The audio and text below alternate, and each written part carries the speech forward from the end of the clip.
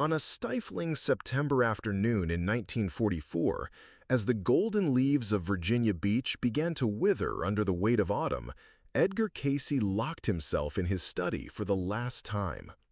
Something felt different that day, a density in the air that seemed to carry echoes of distant screams, as if forgotten voices struggled to pierce the veil between worlds. The man who had dedicated his life to deciphering the mysteries of the human soul through his prophetic trances knew his own earthly journey was nearing its end. His body, already weakened by years of intense spiritual work, trembled with a frailty that transcended the physical. It was as if he carried on his shoulders not only the weight of his own revelations, but also the collective suffering of a humanity at war. That afternoon, Cayce did something he had never done before. He turned on a recording device and began to speak, not in a trance, but in full consciousness, as if a cosmic urgency compelled him to reveal truths he had kept silent for decades. His voice, normally serene and controlled, carried an almost desperate urgency, as if he knew these words might be his final contribution to humanity's understanding of the mysteries surrounding death and the afterlife. The first words that emerged from his lips were laden with a profound, almost ancestral sadness. He spoke of the soldiers he had seen during his most recent trances, not those fighting in the trenches of Europe or the Pacific, but those who had departed their physical bodies and found themselves trapped in an intermediate dimension, a place he described as a hell built by their own fragmented minds. It wasn't the theological hell of Scripture, but something far more subtle and terrifying, a psychic prison created by the traumatized consciousness of those who had died in states of extreme violence, rage, and despair. Cayce explained that during his latest trances, he had been confronted with visions that deeply disturbed him.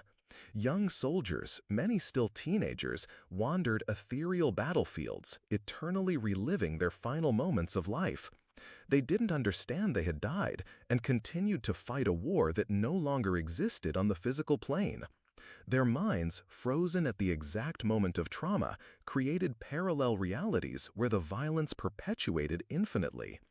It was as if the intensity of the death experience in combat had created a time loop where these souls remained trapped, unable to move on in their spiritual journey. Cayce noted that some soldiers had been trapped in this state for decades, since World War I, and still believed the battle continued. Others, more recent, came from the current war fronts, bringing with them fresh traumas that mingled with the old, creating a cacophony of suffering that echoed across dimensions. He realized that war, in truth, never truly ended. It merely transferred from the physical to the spiritual plane, where it continued to reverberate through souls unable to find peace. The seer described with carefully chosen words how he tried to communicate with some of these trapped souls. He approached a young soldier who appeared to be no older than 18, his face frozen in an expression of eternal horror. When Cayce tried to speak to him, the soldier couldn't see him. His perception was completely absorbed by the traumatic reality his mind had created. It was as if he were trapped in a film that played continuously, always reliving the same moments of terror and pain. The afterlife, a vision. Then, Alex understood a fundamental truth about the nature of consciousness after death. He realized it wasn't God or some external force that kept these souls trapped, but their own minds. Trauma had created such intense thought patterns that they'd become independent realities, self-built prisons of the mind. Freedom existed, but these souls were so immersed in their suffering that they couldn't perceive the openings before them. During this transcendental experience, Alex encountered beings of light who worked tirelessly to rescue these lost souls. They explained that each trapped soul represented a wound in the spiritual fabric of humanity, and that their suffering affected not only themselves but the entire human collective consciousness. The war on the physical plane was in part a manifestation of this accumulated suffering on the spiritual plane. It was a cycle where physical violence fueled spiritual trauma, which in turn influenced more physical violence. The seer described with carefully chosen words how he tried to communicate with some of these trapped souls.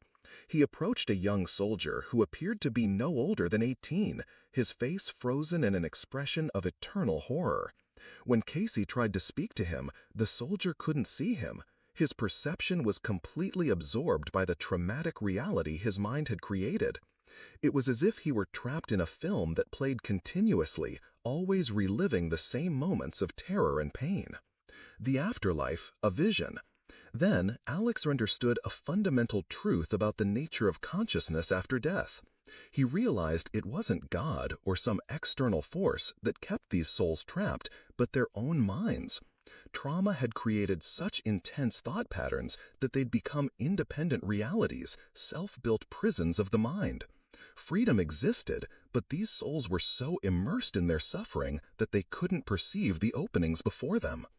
During this transcendental experience, Alex encountered beings of light who worked tirelessly to rescue these lost souls. They explained that each trapped soul represented a wound in the spiritual fabric of humanity, and that their suffering affected not only themselves but the entire human collective consciousness. The war on the physical plane was in part a manifestation of this accumulated suffering on the spiritual plane. It was a cycle where physical violence fueled spiritual trauma, which in turn influenced more physical violence. The beings of light revealed to Alex that methods existed to free these souls, but they required cooperation between the living and the dead. They explained that specific prayers, guided meditations, and spiritual healing work performed by people on the physical plane could create bridges of light that allowed trapped souls to find their way out of their mental prisons. It was as if the love and compassion of the living could transcend dimensions and offer a lifeline to those lost in the labyrinth of their own trauma. Alex described how he was instructed by the beings of light on specific techniques that could be used to help these souls. He learned that visualizations of battlefields transforming into gardens of peace, prayers directed specifically to soldiers killed in combat, and meditations where light and love were sent to these souls could make a real difference. But he was also warned about the dangers of venturing too deeply into these dimensions without proper preparation. The accumulated trauma there was so intense that it could affect even the most experienced mediums. The most impactful revelation came when Alex realized that some of these trapped souls weren't just from recent wars, but represented an accumulation of war trauma stretching back through centuries. Roman soldiers, Viking warriors, medieval knights, all those who had died in states of extreme violence and rage could become trapped in these in-between dimensions. It was as if humanity carried with it a legacy of war trauma that accumulated on the spiritual plane, creating a veritable epidemic of lost souls. During his experience, Alex also encountered some soldiers who had managed to free themselves from their mental prisons. They shone with a gentle light and carried with them a profound wisdom about the nature of violence and forgiveness. These liberated beings explained that the key to freedom wasn't forgetting the trauma, but transforming it through forgiveness. Not only forgiving their enemies, but forgiving themselves for participating in the violence. It was a complex process that could take decades or even centuries, but which eventually led to a deep understanding of the illusory nature of separation between human beings. At this crucial point in the narrative, as Alex's revelations delve into unexplored territories of human experience, it becomes essential for those seeking to understand these mysteries to remain connected. There are so many secrets yet to be revealed. So many hidden truths awaiting the right moment to emerge into the light of human consciousness. To continue this journey of discovery and access more revelations like this, it's crucial to follow and connect with others who share this quest for hidden knowledge. Alex continued his revelation, describing how he was guided by the beings of light through different levels of this in-between plane. He observed that it wasn't a single place, but multiple overlapping dimensions, each corresponding to different types of trauma and different historical eras. There were entire sections dedicated to soldiers from different wars, each with its own specific characteristics and challenges. The soldiers of the American Civil War were trapped in eternal battlefields where blue and gray mingled in a macabre dance of death and endless resurrection. The combatants of the Great War wandered through infinite trenches where poison gas never fully dispersed and bombardments echoed like eternal thunder. What disturbed Alex most was the discovery that some of these souls had begun to accept their situation as normal. They were not only trapped, but had become willing prisoners, believing they deserved to suffer eternally for the acts they had committed during the war. This self-imposed guilt created even stronger chains that kept them bound, transforming what should have been a temporary state of post-death confusion into a true self-inflicted damnation. During his exploration of these planes, Alex found something that completely changed his understanding of the nature of redemption. He discovered that some of the brightest and most evolved souls working on rescuing the trapped soldiers were themselves former warriors who had gone through similar processes of liberation. These beings, whom he described as warriors of light, had transformed their experience of trauma into wisdom and now dedicated their afterlife existence to helping others going through the same suffering. One such entity approached Alex and shared his own story. He had been a Confederate soldier who died at Gettysburg and spent over 50 years trapped in a traumatic loop, constantly reliving the battle's final moments. His liberation came when he finally understood that the war he had fought wasn't his true war. It was merely an external manifestation of internal conflicts that existed in the human collective consciousness. The true battle was between love and fear, between unity and separation, between the light and darkness that existed within each human soul. This freed being explained to Alex that the liberation process always began with a moment of awakening, when the trapped soul suddenly realized it was participating in an illusion. It was like waking from a nightmare and realizing the monsters weren't real, but the fear they instilled was genuine. This awakening usually happened when the soul received an influx of unconditional love, whether through the prayers of the living, the intervention of beings of light, or an internal shift towards forgiveness. Alex described witnessing one such liberation. A young German soldier who had been trapped for years in a cycle of guilt and rage suddenly stopped in the middle of an ethereal battle and looked around, as if seeing the environment for the first time. His eyes, which had been glazed with terror for so long, suddenly shone with recognition. He saw that the enemies he'd been fighting were reflections of his own rage, that the bullets he fired were made of his own guilt, and that the war he fought existed only in his traumatized mind. The moment this understanding fully penetrated his consciousness, the soldier began to glow with a soft light. His spiritual wounds began to heal, his tattered uniform transformed into robes of light, and his expression of terror dissolved into one of profound peace. It was as if decades of suffering dissolved in a single moment of true understanding. He looked at Alex with eyes now shining with wisdom and gratitude, then drifted towards a golden light that had appeared on the horizon of that intermediate plane. This experience taught Alex a fundamental truth about the nature of redemption. It didn't come from outside, but always from within. It wasn't God who punished these souls or kept them trapped, but their own minds conditioned by trauma.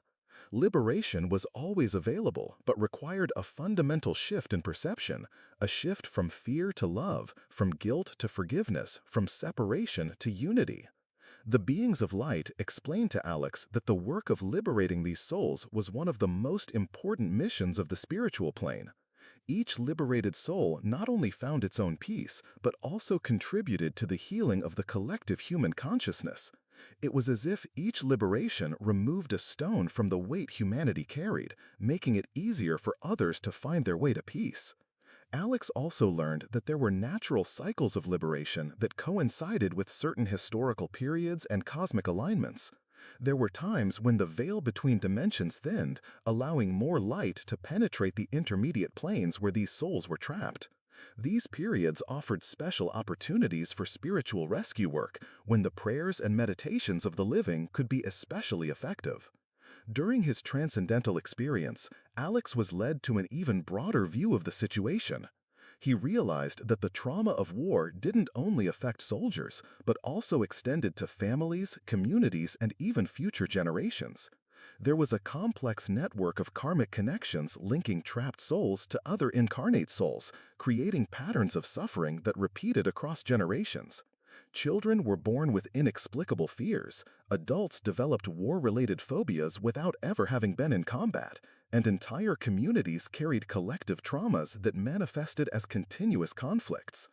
The deepest revelation came when Alex understood that his own mission as a seer was directly connected to this work of liberation.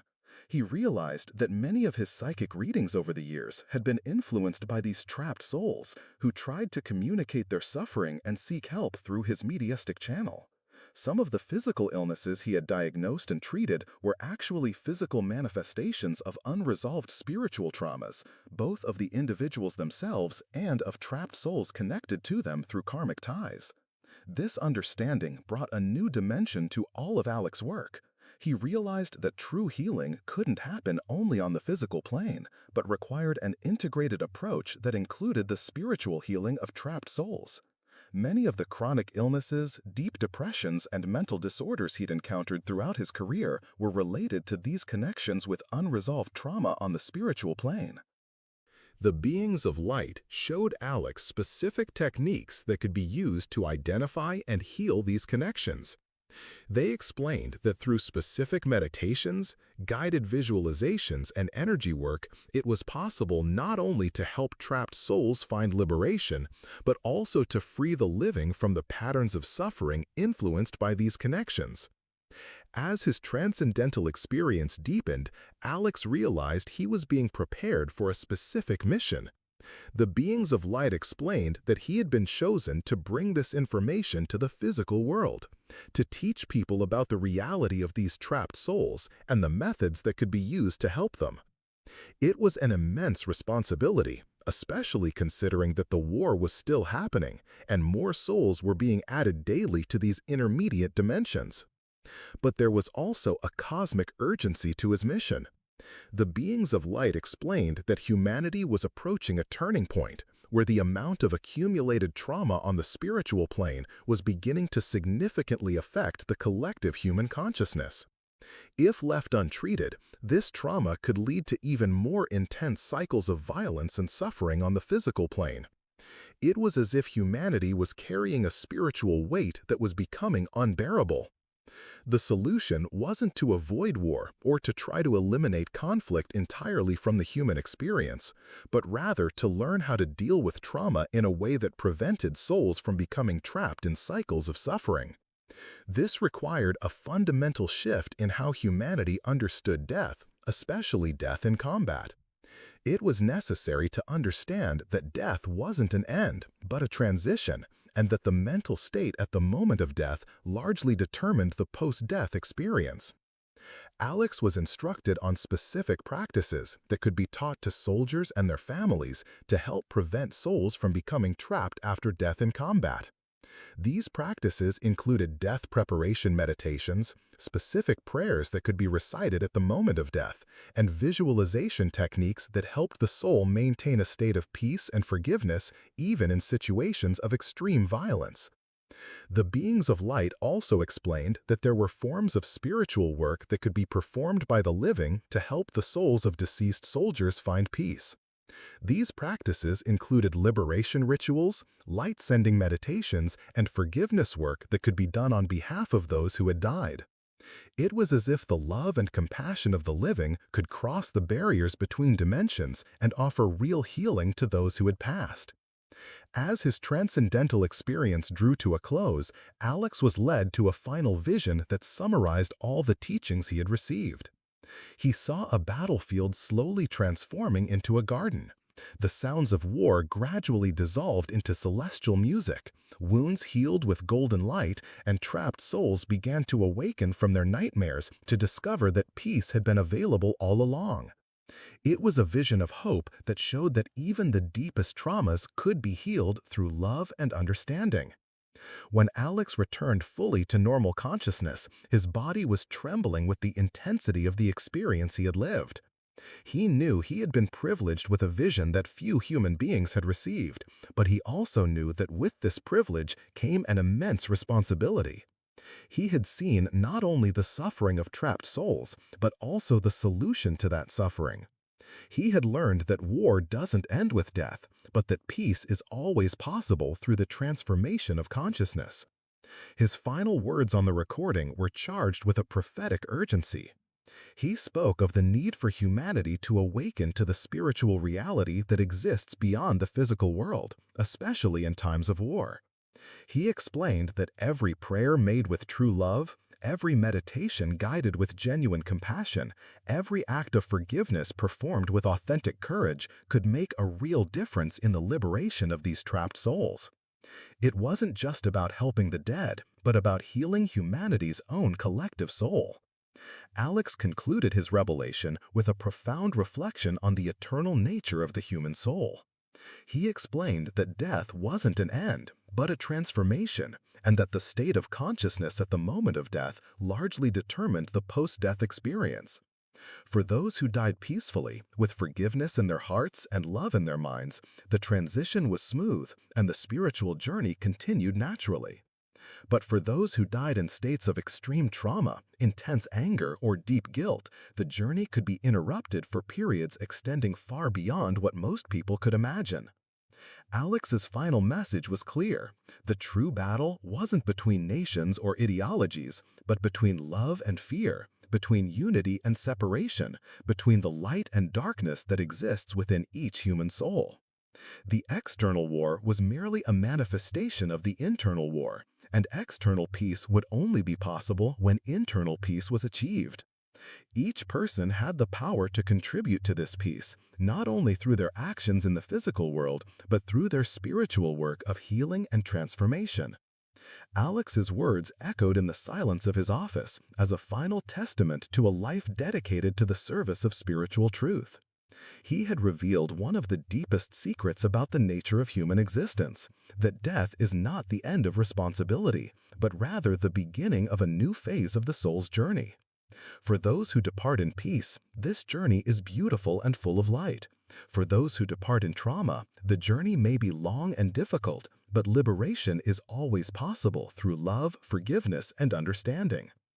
The end of the recording with the sound of Alex's heavy breathing, as if the effort of conveying these profound truths had drained his last reserves of vital energy. But his words remained, charged with an urgency that transcended time and space, offering hope to lost souls and guidance to those still walking the earth. It was a legacy that spoke not only about the mystery of death, but about the responsibility of the living to help in the spiritual healing of humanity. A few months after this recording, Alex passed away, taking with him the secrets he hadn't had time to share. But his words about the trapped soldiers remained, as a testament to the deep interconnection between the living and the dead, between trauma and healing, between war and peace. They remind us that our responsibility as human beings doesn't end with death, but continues across dimensions where love and compassion can cross any barrier and bring liberation to those who suffer in the shadows between worlds.